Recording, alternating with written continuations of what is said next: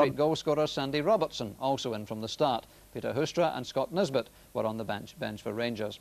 United were captained as usual by the new Footballer of the Year, Maurice Malpas, and welcomed back Dave Neary for only his third Premier outing of the season. French and Boland were the United substitutes, and our commentary team consists of Andy Gray and Jock Brown. And the referee tonight is Mr. David Syme from Rutherglen, who has the distinction of refereeing the Scottish Cup final on the 18th of May between Motherwell and tonight's participants, Dundee United. But tremendous atmosphere provided by the Rangers supporters inside the stadium. And United, with so many changes, will be anxious to get the chance to settle early in the match. There's Alec Cleland. And the ball played forward there by Cowan. There's Johnston's first contribution. Sandy Robertson, who scored the winner on Saturday, opening up with an accurate pass for Stevens. And Ian Ferguson trying to run behind Billy McKinlay, who did a good marking job. Well, Ferguson back after a long spell, hampered by injury.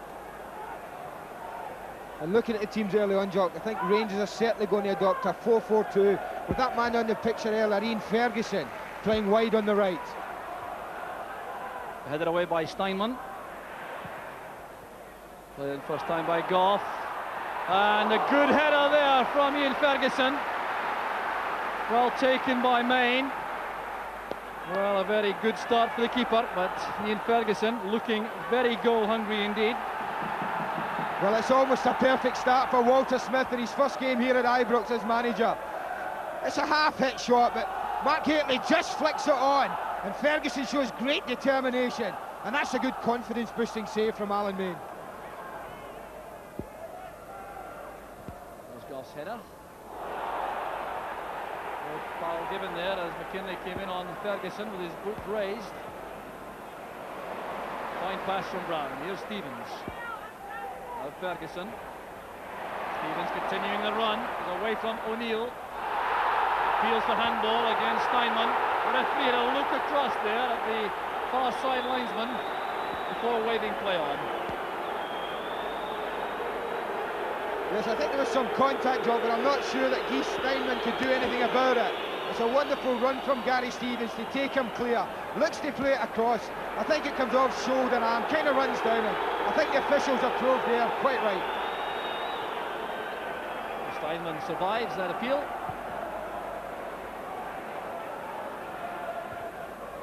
Steinman's header. Robertson getting away from Cleland. That's Richard Goff. Steinman, the marker there for Johnston. No one waiting in the middle. Hately had gone on the near post, and Rangers players looking towards Mark Walters, who had found himself wide on the left when that cross came over. Well, actually, Mark Walters has gone to sleep, Jock, to be totally honest. That's the type of position that when you're playing wide and the ball's coming in from the opposite side, your wide man must be in the penalty area threatening. He just went to sleep.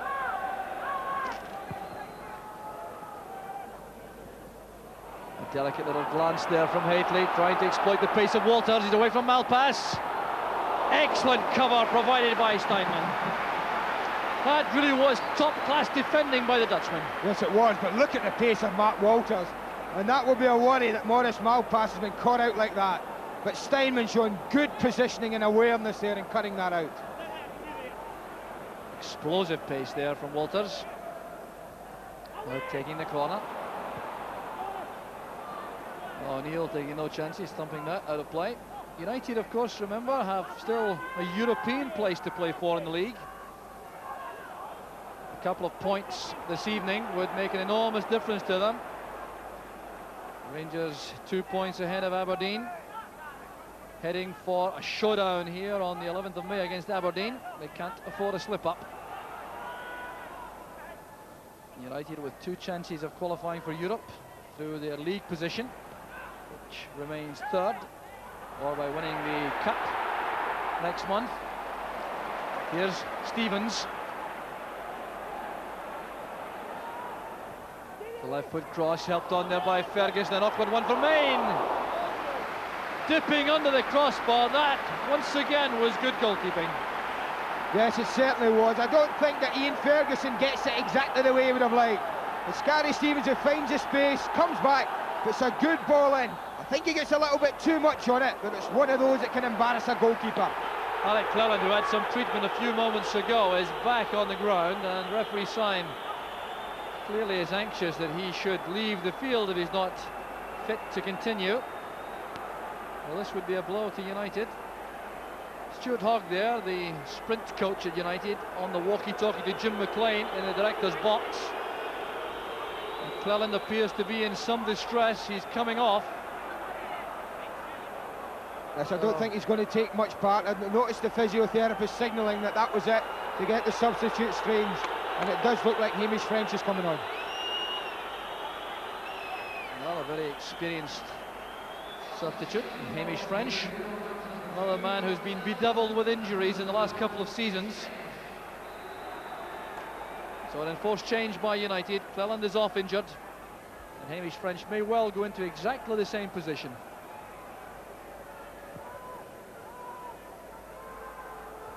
Jackson beaten by Goff. There's Neri. The offside flag is up against Michael O'Neill, and the referee reacts to the signal from the linesman John Love. There's Stevens with a free kick. Well won this time by Clark. Sandy Robertson showing his great close control. Fine play there by Sandy Robertson. Perhaps a shade ambitious with his shot in the end. Yeah, I think he just got a little bit carried away. Does ever so well. Brilliant control and skill. He looks up, decides to shoot, but if you just take a look, Mark Hateley had peeled away to the far post and was completely wide open. Walters finding space in the left to attack Maurice Malpas. This time it's Hateley! A powerful header from the Rangers striker. Under pressure all the way. Yeah, the combination that I'm sure Walter Smith was hoping would link up tonight almost produces the first goal. It's a great ball to the back post, and that's a typical big man's header coming in there, losing strength, just doesn't get over the top of it. There's Johnston. Goff again, trying to chip it across for Walters. Very good defending by Malpas. He's not at all happy with his teammates in central defence. Yeah, Maurice Malpas certainly showing an international defender's instinct there by seeing the danger and just getting a vital touch. Main is committed, he appears to be in trouble. There's the chance, it's cleared off the line by McInally. The header there by Goff, and it's a life for United. Well, a goal has been threatened now for the last 10 minutes or so, and this was almost it. Well, I'm not sure if this is a great clearance or a bad miss. Certainly Richard Goff doesn't get the power out of light, and it's Jim McInally on the line just sticking out a left foot. But they're getting closer and closer, and United will have to weather this piece of pressure at the moment. Long throw from Cowan, looking for Hateley. Corner kick's been given again. Came off John Clark, says the referee. Well, Alan Main will be a little bit disconcerted, I think, about his last ever at the corner kick. Here's Walters. Checking away from French, closed down quickly by John O'Neill, back helping in defence. A little surprised perhaps that Walters didn't fire in another high corner kick for Alan Main after his error on the earlier one. Here's Hateley again coming across for the throw at the near post. Headed away there by Clark, there's the header and the breakthrough at last. The header found the net. It came from Ian Ferguson, and it's his first goal of the season. Well, he's been injured in the process. This was a goal which depended on the courage of Ferguson. Well, they've been putting on the pressure in the last couple of minutes, and Tom Cowan decides to throw it long. So United head that gets there, but that's a brave header. As it comes in, he must know he's going to get a kick in the face, but it's well worth it when you see the ball hit the back of the net. Nearly guiding that back towards Alan Main. So nearly having a torrid return to first team duty. Goff plays it through. Johnston is onside. It's a golden opportunity for the second. Walters calls for the ball square. And how did he miss? Well, the United players thought that Walters should have been flagged offside. but Johnston certainly set this up for him. I think this must go down as a miss of the season. I honestly would have found that difficult myself with my bad right foot to have missed that.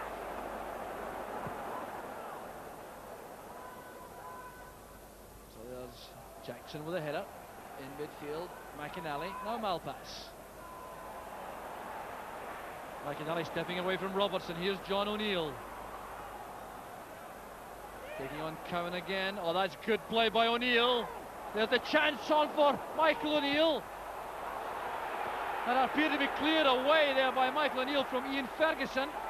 Wow, what an attack that was from United. Billy McKinlay, the player shooting the ball over the bar, but I think we'll find in this replay that Michael O'Neill prevents an own goal. Which I think he probably does as it comes over, and it caused all sorts of problem.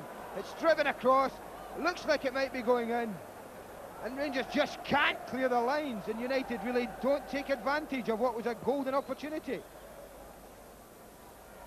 Gately goes off on one of those forceful runs to the flank, followed by Clark. It's picked up though by Malpass.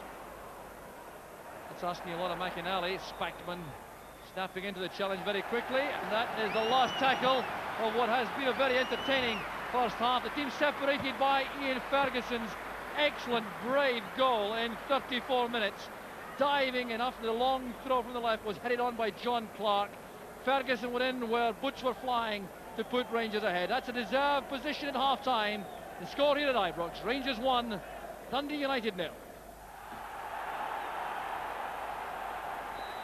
So Rangers, who were so convincing for long spells in that first half, get underway in the second half, looking for an early goal, I'm sure, to settle any remaining nerves, both on the field and in the stands around us.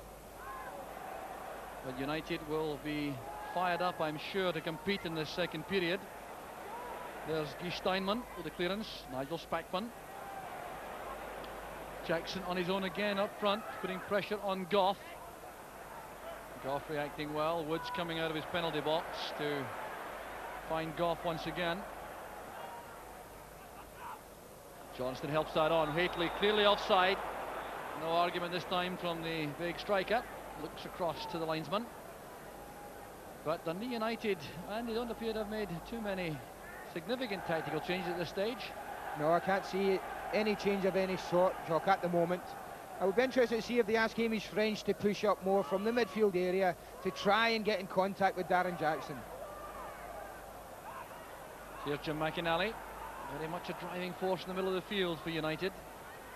Now Neri, getting no peace there from Nigel Spackman.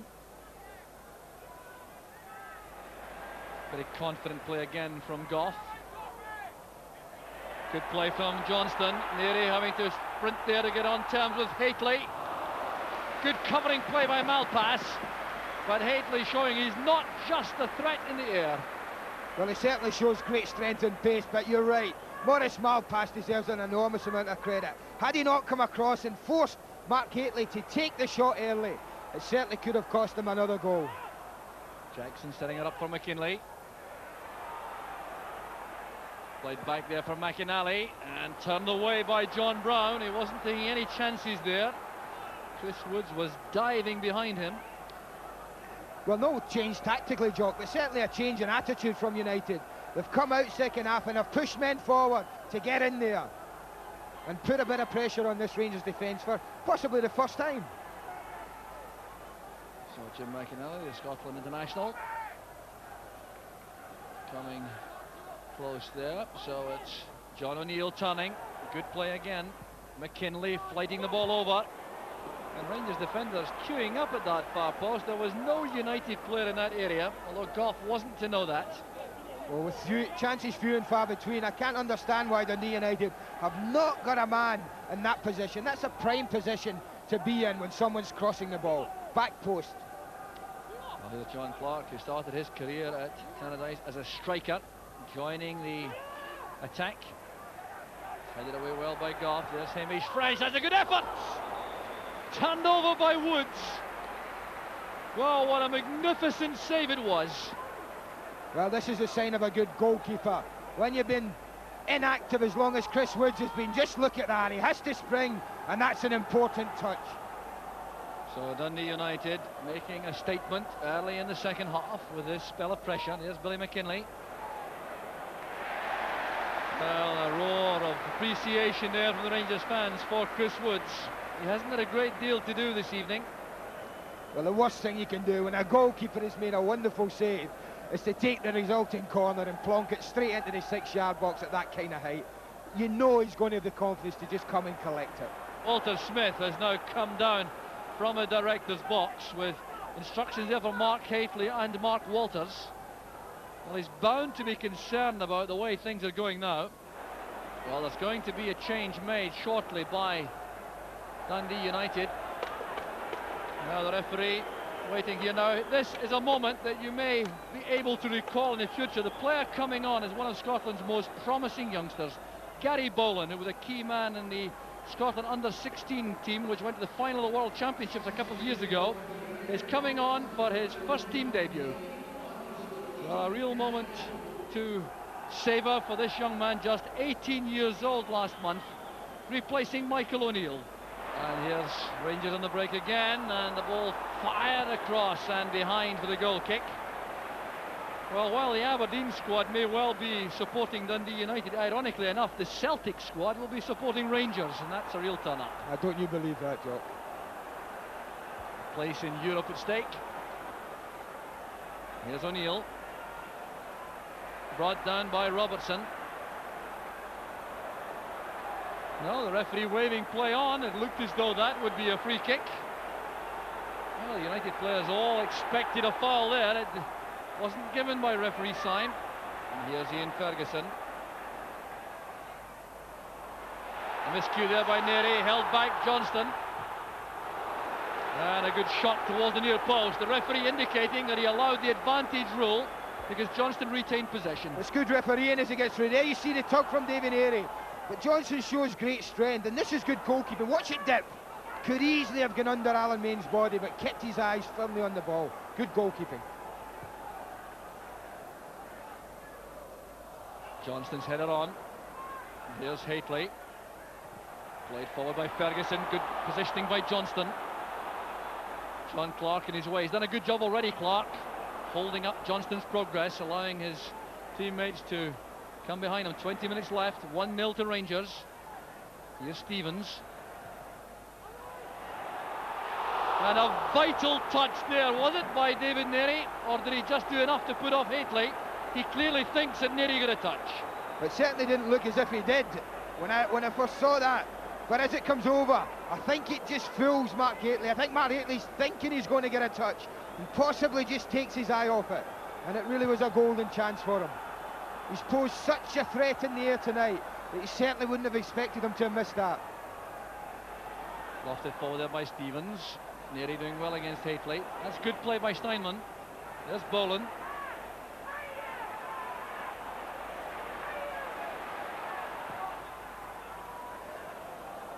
Johnston coming across, chesting it down and getting support from behind in the form of Stevens. Here's Johnston. Rangers happy to retain possession at this stage. Take the sting out of Dundee United. That's chested on by Hateley. Well, United have to summon their reserves of stamina and determination again to get the ball back into that Rangers half on a regular basis.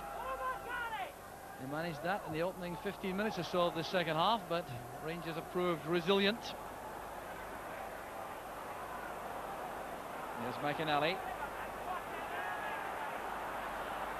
Trying to go through a gap between Spackman and Robertson.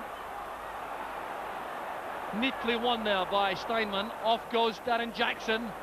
There was a real chance there for Steinman to pick out Jackson on the run. Normally so deadly with that left foot. Yeah, just for a fraction of a second, Steinman had the opportunity as Darren Jackson made a fine run in between John Brown and Tom Cowan. But Steinman unable to pick him out. But it's far more evenly matched now in this last 5 or 10 minutes. Cowan playing it forward, much too far ahead of Hateley and Johnston.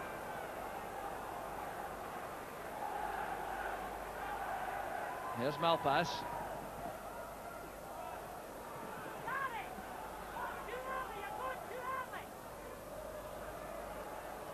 Here's David Neary. McKinley. Tackled firmly by Robertson. Here's Johnston. McKinley still on the ground as Johnston comes forward. That's for Hateley. He's offside. And the ball driven against Hateley by Ferguson. Helped up by Alan Main. And it could have proved oh so costly as it broke to Maurice Johnston. He looks up, he's looking around, tries to thread it through. Mark Hateley just offside. But even though good goalkeeping by Alan Main, he wasn't to know. Gary Stevens preparing to take a long throw. A long throw gave Rangers their only goal of the match. It was won well by McKinley. There's Gary Bowen with a header. Here's Steinman. A long chase for Jackson. Leading in there, and Brown is away from the Rangers defender. A chance for United. Jackson trying to go all the way himself. It's fine play. There's John O'Neill. And Jackson complaining bitterly to the referee that he was being fouled inside the penalty area. Well, I think that's a rather desperate appeal. Rangers, in fact, thought that Brown was fouled. There was Jackson, hustled all the way by Spackman. And John O'Neill falling back when he let fly with his shot. Well, that was the one chance. What that man's capable of doing is running away from defences. And he always makes Rangers pay dearly for it. The unfortunate thing for John O'Neill is it dropped behind him. Had it been in front of him, I feel sure that the young man would have buried the ball in the back of the net. And that really is a let-off for Rangers. So the Dundee United players being waved forward by Paul Sturrock on the track. Free kick against Hamish French, who's now on the right side of the attack.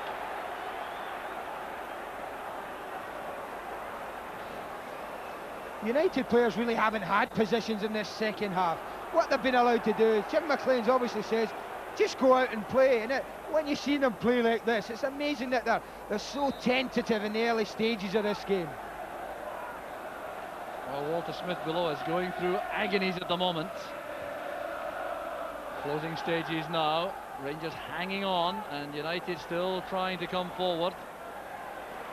Played back by Stevens.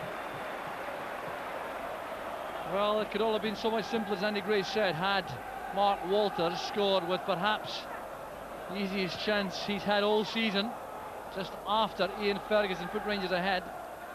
That's what's made it all so tense in the second half and given United hope. Here's O'Neill looking for Jim McInally. It's turned back by Stevens, and McInally once again giving one of those tireless displays in the middle of the field. He really is an amazing man as far as stamina is concerned.